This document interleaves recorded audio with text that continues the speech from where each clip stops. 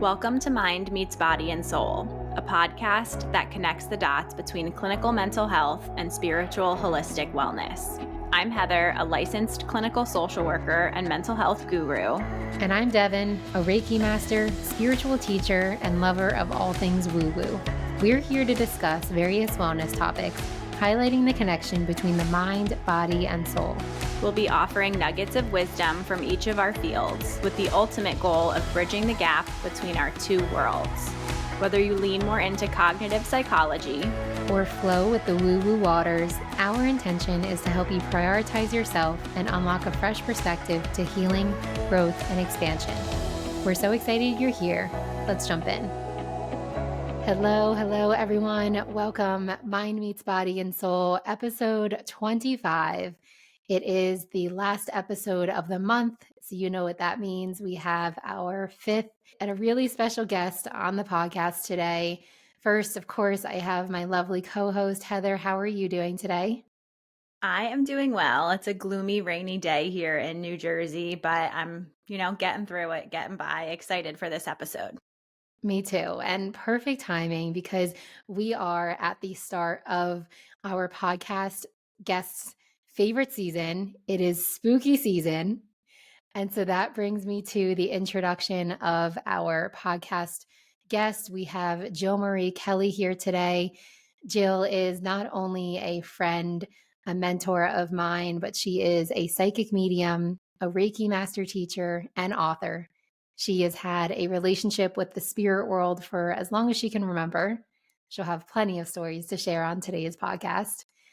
And when she learned Reiki, her gifts got much stronger. So I'm looking forward to diving into that element because she really does bring to the table two of these really unique gifts and skills. And she uses these unique skills to bring healing balance to the body while sharing messages from spirit for your greatest good. She teaches all three levels of Reiki, psychic development, and does her work both in person and virtually. Because as she and I know, and you are learning, Heather, and our audience has learned, energy has no geography, and we all have the ability to connect to spirit. So without further ado, Jill, welcome to Mind Meets Body and Soul. Thank you so much for having me. I'm excited to be here. And yeah, it's a really rainy, gloomy day here, and like the things are, technology is fun. You know what? I guess Mercury is still in its like retro shade for the next few days, so we will just go with it. But thank you both of you for joining from gloomy New Jersey. It's pretty sunny and beautiful out here in Colorado, so sorry I can't relate. But welcome. And Jill, Yes. You have these two incredible gifts that one you've had as a very young child, and the second one you developed later on, along your journey, and it's really helped complement your other one. So let's kind of start with you as a psychic medium. Kick us off from there. I'll kick you off. So the story I usually like to share is when I was little, I was always outside. I was always singing to the flowers because I could see energy. And when I sang, the energy of the flowers got brighter. And I would talk to my mom, and I'm my mommy, and I'm talking to this person and that person. My mom was like, "Oh, you have such a good imagination." And I was like, okay. So I would tell her like details. And so one day she was looking out the kitchen window. I was 3 years old. I was on the swing set, and my swing was swinging, and the swing next to me was swinging. And I was talking to the swing next to me that was swinging, and I wasn't pushing the swing. So that's when my mom kind of had an aha moment of like, okay, she's not all imagination. Like maybe we should look into this. And from that point on, she was like my mama bear. She was my protector. She was the one that when I saw things would look up the history to verify that what I was seeing wasn't, crazy or not real. And so I went through my whole childhood really just being open.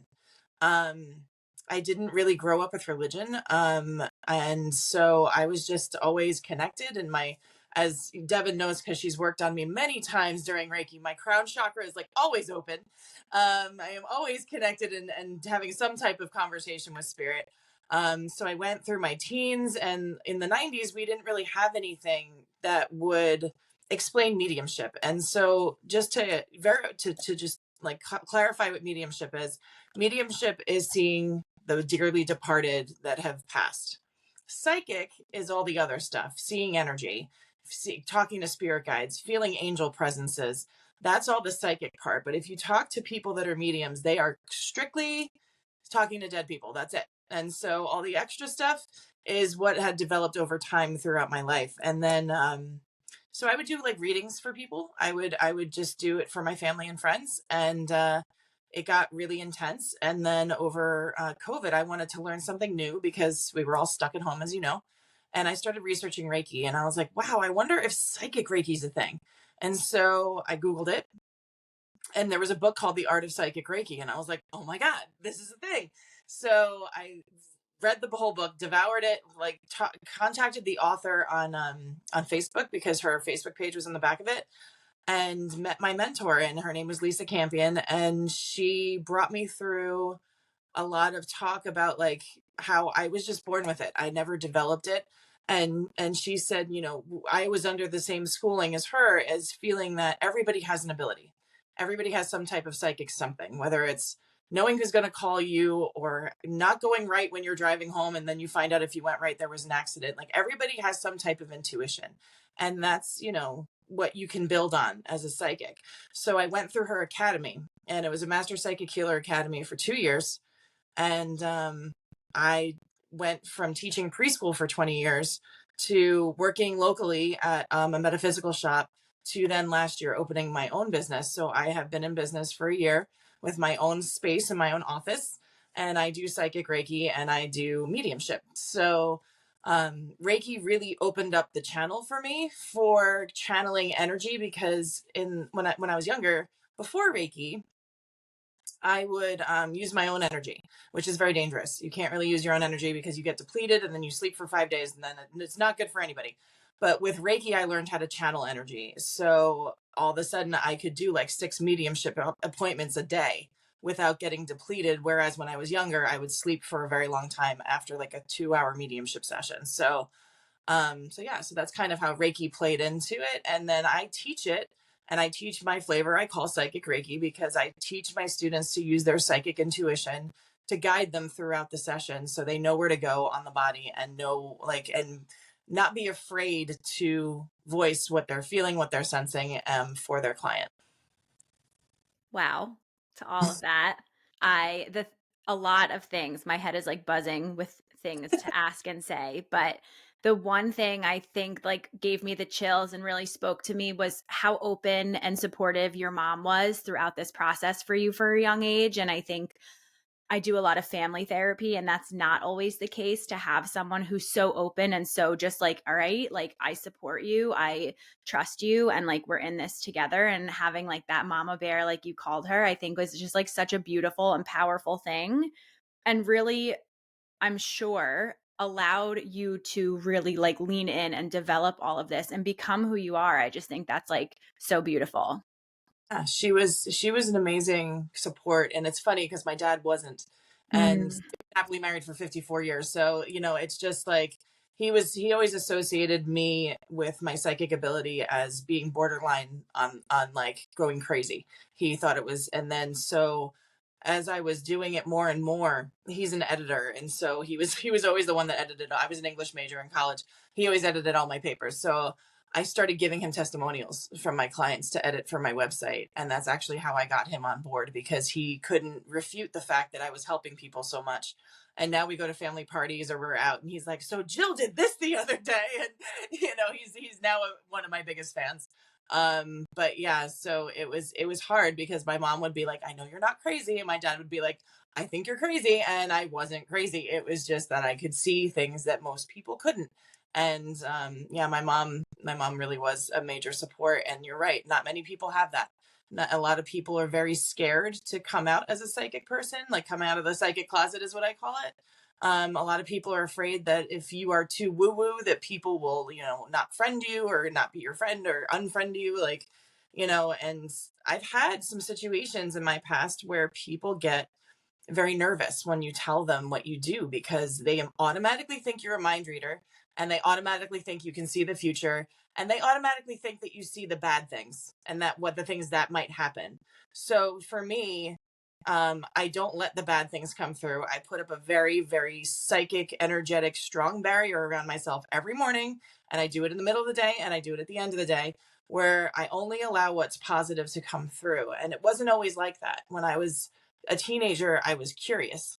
And so my friends would bring me to places that there was like a murder or a suicide. And they'd be like, all right, do you feel anything? And I kind of would have to perform. And there was a lot of dark energies that I would pick up and then I would bring them home and then I would get sick. So my mentors basically taught me how to cleanse my energy after a session, how to not hold on to all the things that I saw because I started getting sick. And so that was another thing that Reiki helped with was cleansing and like getting it all out, like removing the energy that I picked up on. Because everybody always has that feeling like they go to a funeral or they go somewhere that's spooky and then they feel like the whole ride home there's somebody in the backseat watching them. Like everybody's had that, like, oh, I'm a little scared. But yeah, so it's just when I was younger, I didn't have a filter and that was overwhelming. And then I learned that I could have a filter, which was very, very helpful. And so, and I don't do future. And I tell people that all the time. I said, I think you are the master of your own destiny. I can say, if you're going this way, this might happen, but so can your father, mother, best friend, therapist. It's not, so I am very clear about the fact that I don't do future, but I can talk to the dearly departed. I'm an evidential mediums, which means like the facts that come through, obviously things I would never know.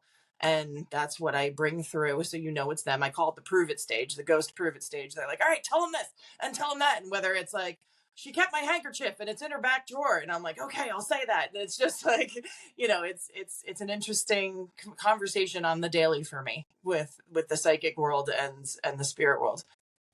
Thank you, Jill. And thank you, going back to your description, your definition of what, mediumship is and what psychic mediumship is. And you really just answered like my next question too, in a way, because clearly, you and I have connected and I am well immersed in the spiritual woo-woo world. I'm like all the spirits, all of the synchronicities, all of the messages, like send them my way. And here we have Heather, who's been like dipping her toes in the spiritual woo-woo waters. And, we have an audience who half of them are likely listening because they follow more of Heather's world, the psychological, the clinical, the research, science-based. And then we probably have half of the audience that are in my world and, all about it. We also have people that are like curious, right? They're like in the in-between. Yeah. And so one of the questions that I was going to ask you was, why do you think there's so much hesitancy, or why do you think that there's so much like resistance or reluctance to turn to things like this, like psychic mediums, when it's really like a channel for love and to relay, some really helpful messages from our dearly departed? What are your thoughts on where that, hesitancy really comes from? I feel like a lot has to do with Hollywood, honestly. Like everybody thinks a psychic gets a vision and they like fall on the floor and they foam at the mouth and there's all these things, and that doesn't happen. It doesn't. And usually it's a very gradual door that opens up, and like I have to tune in, and it's all about frequency. It's all about changing your frequency. So a lot of people think that psychics, see demons. A lot of people think that psychics like I said, tell the future or know when you're going to die, or, read your palm and say you're going to marry somebody whose name starts with J, which really bothers me. Or, there's also other psychics that aren't authentic that like swindle people. Like it's very easy to be like, oh, you have a curse on your family and you have to pay me $2,000 to lift it. I've heard that. I've had clients come to me scared out of their mind because some psychic told them that, and it was just a swindling thing. So it's I understand, and I am always my first skeptic. Like when I get information psychically, and I'm speaking with one of my sitters, I'm like, does that resonate? Do you understand this? And when they say yes, I'm like, oh good, I'm doing it. Okay, this is making sense to them. Like great. But Hollywood really, really messed that up for everybody.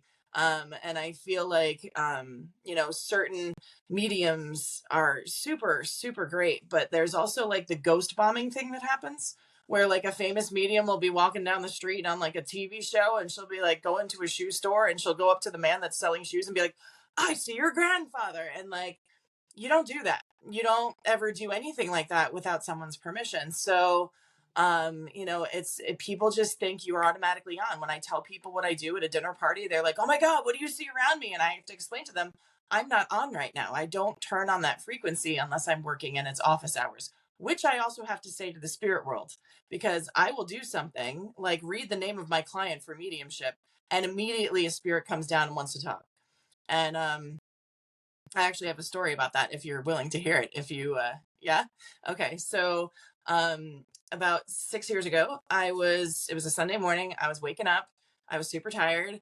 And I looked at the end of my bed, and one of me and my sister's mutual friends had drowned in Maine when he was 36. And this was like a year or so later. And so I'm gonna sit up in my bed, and I see him sitting on the edge of my bed. And I'm like, okay, why are you here? And he's like, I need to talk to my wife. And I'm like, well, your wife lives in New York City and I'm in, Chatham, New Jersey. Like, this might be really difficult. And he's like, I just want to talk to her. And I'd be like, all right. And that's before I had the energetic boundaries of like, okay, talk to me at 3 p.m. when there's a session. But at this point, I was still teaching and I was still like open, but I didn't have any business hours. So I sat down, and he didn't make me, but he relayed messages front and back of 5 legal pages, legal pad paper pages. And so I wrote all this stuff down. It took me about an hour of communication with him. And I called my sister, who was her friend, and I said, he wants to talk to her. And she says, oh my God, she's 10 minutes away. She's like, do you want to come over and relay the message yourself? And I was like, oh my God. Okay. All right, sure. And so I took my 5 legal pages of notes. And so when I gave her this information, and I was talking about red and green and yellow, and I didn't know what the significance was. And then she told me that was the bathing suit he was wearing when he died. That was the colors in his bathing suit. And like, so I'm relaying all this message, and it's just, my energy is just like so fragile. And he said, and this was wild. This is the first time I did it. And because I knew him in life, this is why I did it. He said, I want to hug her. And I was like, okay, she wants to hug you. I'm gonna hug you, and maybe you'll feel him or something. And she's like, oh my God, yeah. And I'm really tall. I'm 6 feet tall, and she's like 5'2". And so I was like, I went to hug her, and my whole body just started vibrating. And she started to cry, and she said, oh my God, I smell him. And it was this like amazing moment. And she was so thankful that I took the time to make the messages come through, to relay the situation. And that was, like I said, like around 15 years ago or 12 years ago, something like that. But that's before I had the boundaries of like, okay, office hours, I'll see you in a couple hours. But because I opened up and did that, I wound up sleeping for a very long time after, because that took all my energy. But the fact that she could smell him when I did that just really surprised me as what I was doing. And people try to explain it and try to like, put like, well, okay, well, how did that even happen? And was that all in her head? Maybe it wasn't, but the comfort she got from me sharing my information, the comfort she got from me just giving her a hug, whether it was him, me, whoever, that's what made me realize, like, I have a gift. I have something that many people can't do, and it's meant to help people. So that's my story about like them not having boundaries, of just like coming in and being like, all right. And I'd be like, can I have my coffee first? They're like, no, you need to write this down. And I'm like, all right. But I've gotten much better with that. So, and sometimes I'll just hear a little snippet. Like, I'll get up in the morning, I'll read my appointments for the day, and a spirit will come down and be like, tell her this. And I'm like, oh God, like, can you wait till 7, like till I'm ready? And they're like, no, you need to write this down and tell her this. And so, they're just as excited to tell me the information, knowing that I'm going to see their loved one, as I am to have them as a client. So it's just, it's interesting. I don't know if that was at all helpful to your answering your question, but yeah. I think that it's like music to my therapist ears, but it's the sweetest thing that you have to also have boundaries with the spiritual world too. I'm like giggling the whole time that you're talking, because I do so much boundary work with my clients, and it's hilarious and adorable in like the sweetest way, that you have to also set these boundaries, like, come back later. I am not ready right now. Like, I'm drinking my coffee, or like, don't bother me right now. It's so cute. Yeah, it's definitely a thing. And like I said, with people being nervous when they find out what you are and what you do, they think I'm telepathic. They think I can read their thoughts. And I'm like, I'm not that gifted. Like, I see dead people. I can't read your mind. Like, it's just like, that's just not what I do. Sometimes I can tap into a feeling because I'm empathic, but you can be empathic and not be a medium. Like, I'm sure a ton of people that are listening are empathic and, have to deal with other people's feelings. And just imagine like going up a frequency. Now I'm dealing with all the spiritual feelings. Like, now I'm dealing with their feelings and what they want to relay to my sitter or my clients. So yeah, the boundaries are a thing and it needs to happen. And like I tell people all the time, they're like, well, what if something dark is in your house? Or what if something, you feel a presence and you don't want it to be there and you're scared? And I always tell them, you use your no bad dog voice and say, like, get out. You are the one that's alive. You are the one with the power. They cannot manipulate or do anything without your permission. So you say, you do not have permission to be here. Get out, and like sage or cleanse or salt circle, whatever you want to do to cleanse yourself and cleanse your environment. But like, you always have the power. And I feel like Hollywood has overridden that fact and made you think that the spirit has the power. The spirit has, and like, it is extremely, extremely rare that physical things move in the house for people. Like, people always like, oh my God, like the door slammed and like, I heard Fitz footsteps, and I can understand that. But like, when objects physically move, like, that is not normal. And that is not something that, but it's almost like they get so scared that they lose their power. So I'm like, no, you gotta, take a deep breath and with all your conviction, like, I do not want this presence here, get out. So, and I have empowered a lot of people. A lot of people have come to me. Could you like come to my house? Could you do this? Could you do that? And I go there and they're so scared. And I'm like, don't be scared. Like, there's nothing to be afraid of. They're not going to do anything. And so, yeah, it's interesting. It's interesting how that all works out. But, and most of the time when there's a lot of tension in the house, it's usually because there's an angry hormonal teenager in the house that's pissed off. Like, that's usually the source of the happening that's happening in the house. That's where the tension's coming from. That's where the angst is coming from. And parents are like, oh, I didn't even think of that. And I'm like, yeah, like, we all went through it. Like, it's not an easy time. So yeah, it's interesting how that all works. I was hoping you could expand on just the spiritual truth that our loved ones are never truly gone. Okay. So, I mean, if you think about it, since the beginning of time, science has proved that energy is neither created nor destroyed, that we are always recycling, we're always coming. And, they say, like, I remember when I was teaching preschool, I'm like, the air that you're breathing is the same breathing breath that the dinosaurs breathed. Like, like, it's just like our planet and our people, and we evolve. And yes, we go down to, we have death, but then we are reborn in another way. So it's interesting as a medium, a lot of people like think to themselves like, oh, I don't know if the spirit of my grandmother's going to come through because, it's been 25 years and I don't know. But like, it's like they are almost glimmers, like they're little, like, the energy is still there. And I don't know if you've ever seen Coco, but like, remembering and telling stories and stuff like that really keeps their spirit alive, and they love the honoring of that. So, it's interesting because a lot of people, like, I've had people come to me like, yes, no psychic has ever contacted my uncle and I really want to talk to him. And I'll be like, well, let's go get him. And so a lot of mediums, when they do their work, they see who comes through. I'm like, you tell me who you want to talk to. We're going to go talk to them. And like, people are blown away, but I always kind of deliver. I kind of like always, because I'm like, I come from an intention of a good place, and I'm only going to be talking about positive and good messages. I'm putting up the boundary that nothing bad is going to come through. So sometimes I'll be reading for a family, and grandma, I'm like, was she really pushy in life? Because she's pushing in front of all the other ghosts so she could talk first. And they're like, oh my God, that is so her.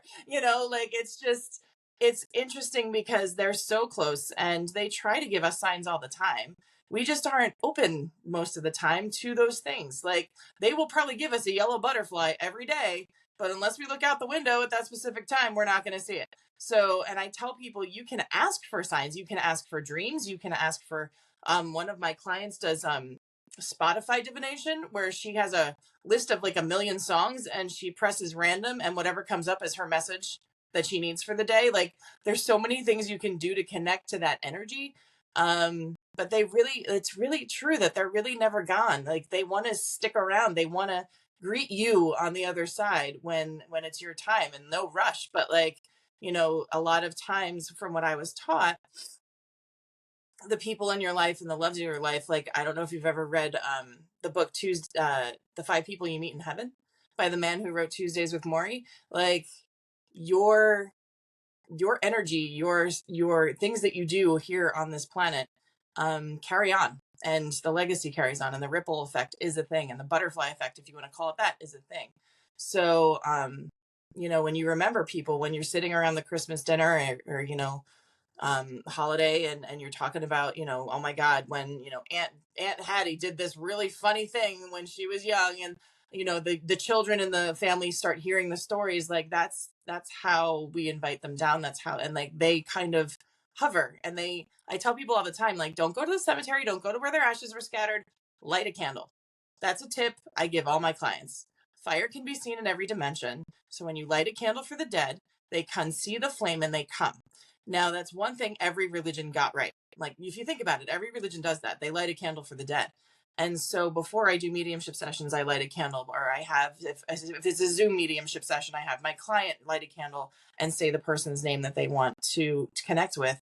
But it's almost like we are, there's like this whole, other world that's very, very close to us, that tries to speak with us very many times throughout the day. Or it's just, are you and your mind and your third eye and your heart and your everything, are you open to receiving such things? Because once you make peace with the fact that this is possible, that's when the signs start happening. That's when the synchronicities start happening. I had this one client that wanted to see a blue heron. She lives in New York City. I'm like, you're not going to see a blue heron. And she was like, I'm asking for a blue heron. And 2 days later, she called me and she's like, I went into my doctor's office and there was a painting of a blue heron above his desk and I got my blue heron. And she goes, so I know my mom's with me. And I'm like, whatever works. It's just, a lot of people ask for things that really do freaking come true. And it's wild. And I'm always like pleasantly surprised when I told them, Grandpa told me he's going to come as a blue jay. And then they call me the next day and they're like, oh my God, I found a blue jay feather on my walk on the path today.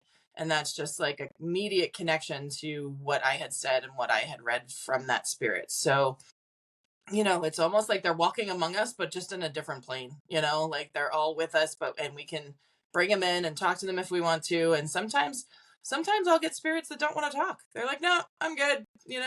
Just tell her I love her and that's about it. And then they walk away and I'm like, okay. And it's interesting because virtually, like I say, energy has no geography. I have clients in Australia and I always laugh at them because I'm like, we're time traveling. You're talking to me from the future and I'm seeing spirit. And it was just funny. But, even with people that are really far away, I was kind of curious how it was going to work on Zoom because I had never done that on Zoom before. I was like, am I going to see the spirit like around their head on the screen? Am I going to see the spirit in my presence? And what happens is they come right next to me. When we do have those loved ones who passed, we do feel that separation, right? Like we don't feel their presence. We long for a hug from them or to hear their voice again. So I think it's such a reassuring thought that they are with us. They're just walking on a separate plane, on a different plane. And then the second part, and I'll turn this over to Heather to see if this appeases her, research based, is coming to the scientific knowing that energy cannot be destroyed. And if we are energetic beings, then that means that our energy cannot be destroyed. Scientific fact. Heather, did you hear that? And like a light bulb went off in your head, like, oh, yeah, this checks out. Yeah, no, I remember learning that too. And I do think that that's really cool. Did you guys ever see the movie? I think it's called Fluke, with the little, I think it's called Fluke, and I think it's a little chocolate lab. Oh my God, get your tissue box because I wept. It's awful, but it's about this dad who passes away and comes back as a little puppy. And like his mission is to find his family. So Jill, this might be like, again, the whole Hollywood thing. And you're like, oh my God, this girl and her Hollywood. But I do like to know, it is reassuring to know that like our energy lives on, and that like I do appreciate knowing that like even though like our physical body, and Devin, we shared a podcast where we both listened, and they were talking about this, like our physical vessel, our body might pass on, but like our energy and our spirit is alive. And I do think it's reassuring regardless of your like religion or spiritual beliefs. I think that's really Like wholesome is the word that's coming to mind, but that's not what I want to use. It's just nice to know. It's reassuring. Yeah, I mean, like you can't refute that fact. It's just like it's everything, and everything is vibrating on some level. Everything is, of an energetic, frequency. Like that's all things that's scientific. And like, what's interesting is, when I was young and I was in the hospital, they were doing images of my brain, and they were explaining to my mom that I was using parts of my brain that most people don't use, and you know we all have the capacity. We all have the brain. It's just, are we going to use those certain parts? Which parts are going to light up? Which parts are going to be used to have those energetic relationships with other things that people can't see? It's just an interesting fact. And I love the suggestion that you always make in terms of lighting a candle for our loved ones. Do you have any other tools, tips that you want to leave our audience with in terms of how they can start just connecting with the spirits, their past loved ones, or to help them open up?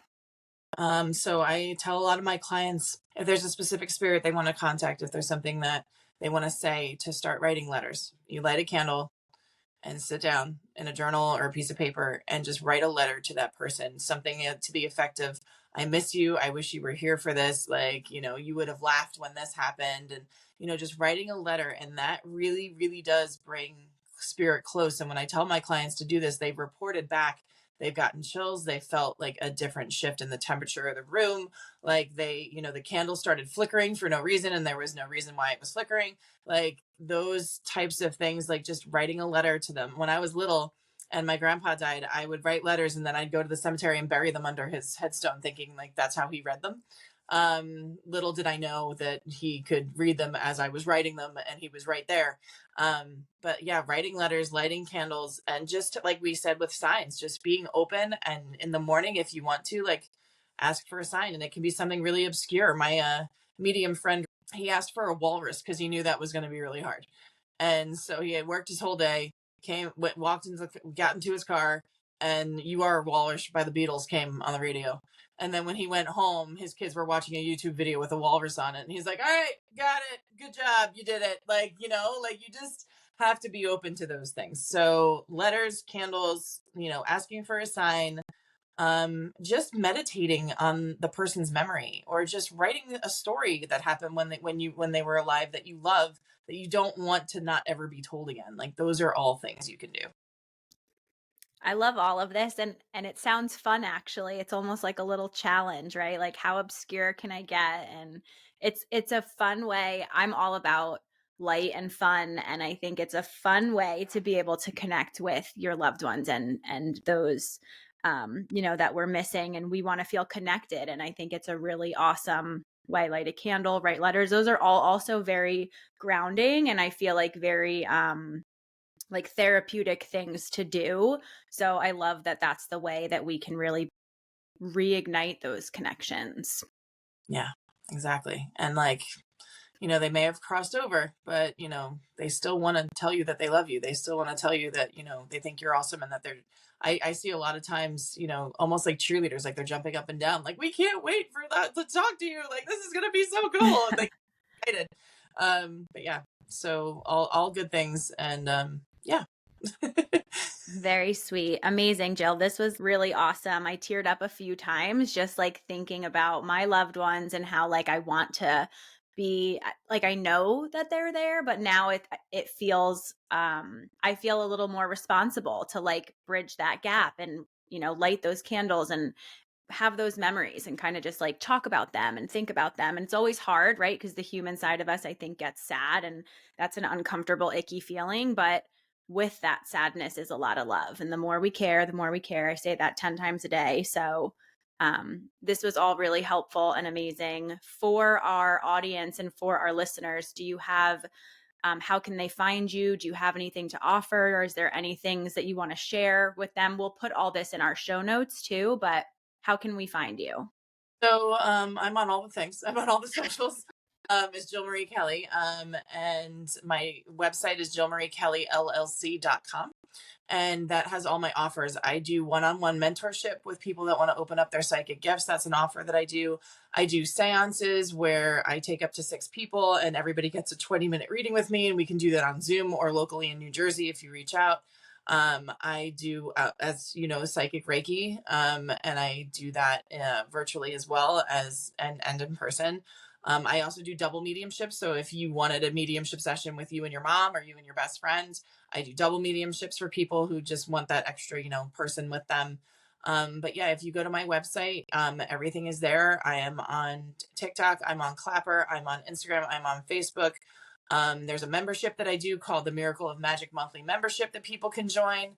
That's on Facebook. And I also have a spiritual badass group, which is a whole group of people on Facebook that do what I do or do other things like what Devin does. And we just all lift each other up and promote each other and, and co-create and collaborate. So there's many, many different offers. So if you just want to go to my website and check it out, that's probably the best way to do it.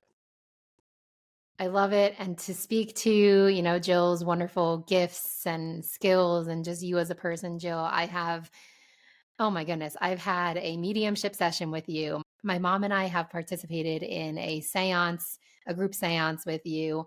I receive Reiki from you pretty often, as you know, both in person and remote. And Heather, you'll love this too. My dog Ellie has received Reiki from Jill as well, because Jill also does animal Reiki. And let me just tell you, Ellie loves it each and every time. So big fan of yours, Jill. Happy and grateful as always to be a friend, to have you as a mentor, and also just, to be learning from one another and supporting each other's businesses. So thank you so much for coming on today. And thank you for having me. This was a joy. Thank you. It's my pleasure. Yay, this was so fun. Thank you so much, Jill. Thank you, Devin, for setting it up. We're looking forward to future episodes. Jill, I'm looking forward to connecting with you more, maybe bringing Tortellini by for some dog Reiki. And I hope you guys all have a great day. All right. Thank you so much. Yay.